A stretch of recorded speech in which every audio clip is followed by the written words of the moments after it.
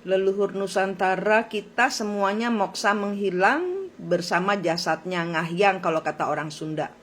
Kuburannya nggak ada ya, cuman petilasan. Inilah yang saya bilang dimensi 5. Jadi moksa itu dimensi mereka terperangkap di dalam dimensi 5, tidak bisa naik ke 6, 7, 8. Kenapa? Karena kalau mau menghadap Tuhan tidak boleh pakai kesaktian apapun juga, harus 0. Nah, karena mereka sudah kadung di dimensi 5 ya, dan tidak bisa lagi kembali ke dimensi 3, dimensi manusia. 3 itu dimensinya manusia, 4 itu adalah gaibnya kita, saudara kembar kita, di mana orang-orang yang ketitisan, Brawijaya, Putri Campa, terus ada Gayatri, ada Saraswati, ada banyak ya, ada Gajah Mada, macam-macam dah.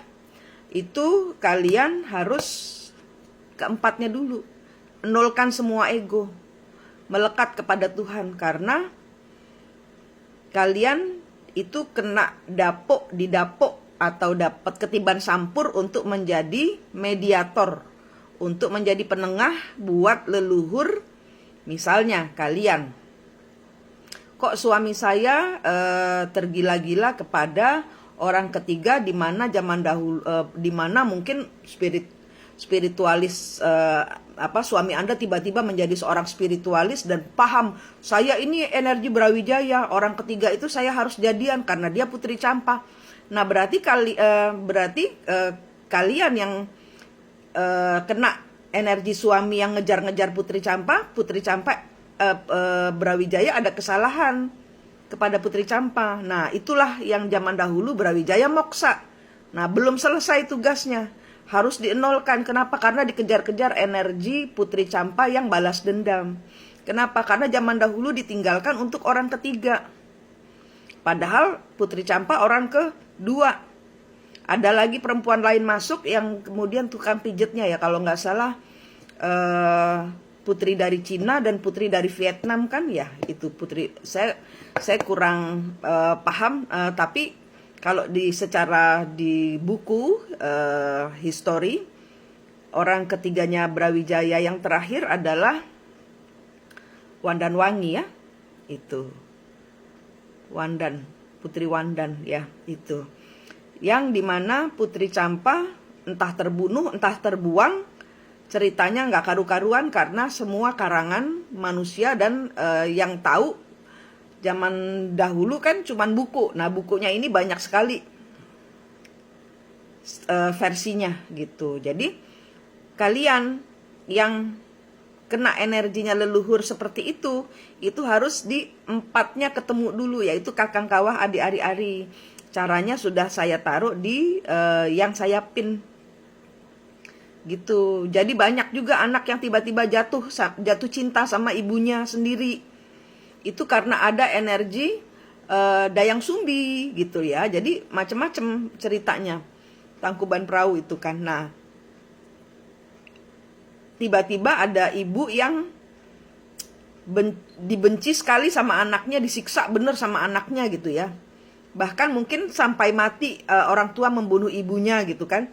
Nah itu kemungkinan ada energi Malin Kundang yang kalian kalau nggak ketemu 4 dimensinya, tidak menyujudkan atau tidak meletakkan semua ego kalian, mengenolkan semua ego kalian, kalian akan kebanting peristiwa yang sama, di mana anak zaman dahulu dibunuh sama ibunya, itu cerita Malin Kundang. Sekarang dibalik gitu.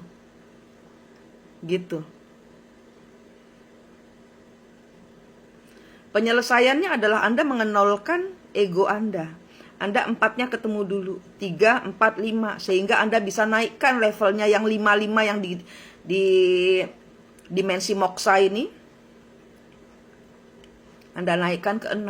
Anda bermain cahaya Tuhan. Twin flame bukan manusianya, twin flame adalah diri Anda sendiri. Twin flame itu kembaran jiwa Anda, Kakang Kawah Adi Ari-Ari Anda. Orang bule ngajarin twin flame error. Kenapa?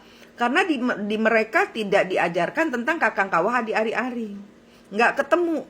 Semua spiritual healer yang urusan twin flame mereka hanya berputar-putar di sekitaran siklus itu saja. Padahal bisa dihentikan, padahal bisa ada solusinya, padahal Anda harus, itu adalah perjalanan Anda menghancurkan cintanya leluhur yang bukan cinta Anda.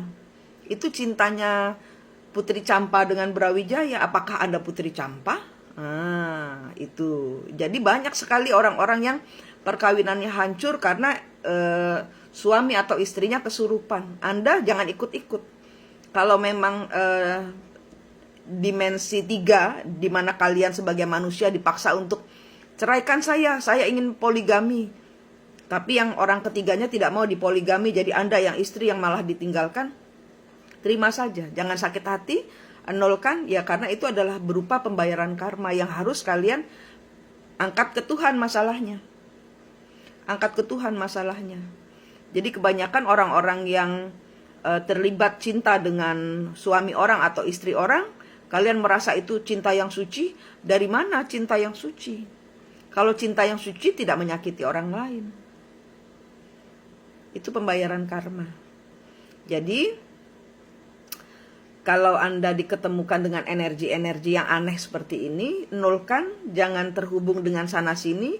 Karena Anda harus menjadi mediator yang bijaksana, gitu. Jadi tidak berpihak, tidak main hati, tidak main pikiran, tidak menuduh, tidak sembarangan ngomong. Karena yang bermain adalah energi roh. Yang harus, roh itu siapa? Orang lain, gitu. Jadi kalau Anda istri yang kesetanan karena kalap ya pastinya kalau tiba-tiba suaminya ketahuan selingkuh. Tenang, ya nangis, pasti sakit, pasti hancur. Tapi ketahuilah semuanya itu ada solusinya, yaitu Anda memang harus bertemu dengan sejatinya Tuhan. Bagaimana bertemu sejatinya Tuhan? Ya bertemu sejatinya dirimu sendiri dulu, karena kalian dihadapkan pada masalah yang tidak bisa memakai logika biasa, hanya memakai logika ilahi. 3 dimensi manusia Anda, naikkan ke 4, ketemu kembar jiwa Anda, kemudian bawa ke 5, putuskan tali dan rantai, putuskan siklusnya Anda dengan orang yang Anda cintai atau orang yang menyakiti hati Anda. Di situ ada tali dan rantainya. Coba kalian perhatikan orang-orang yang kalian benci.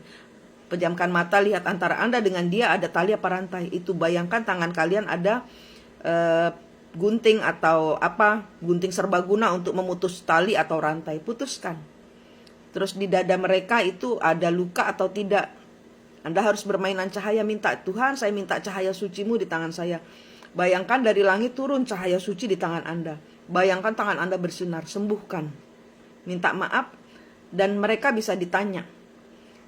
Kalau mereka tidak bisa ditanya, mereka artinya orang-orang yang bermasalah dengan Anda. Di belakang orang-orang yang bermasalah itu ada roh-roh dari leluhur-leluhur jiwa, di mana hidup Anda dipakai untuk pembayaran karma. Hancur, kena mental. Tapi kalau Anda tidak menyelesaikan, itu akan ngefek ke anak cucu, atau keuangan Anda dienolkan, atau kalian sakit yang aneh. Gagal ginjal, asam lambung, kanker. Kalau tidak menyelesaikan perjalanan siklus karma leluhur.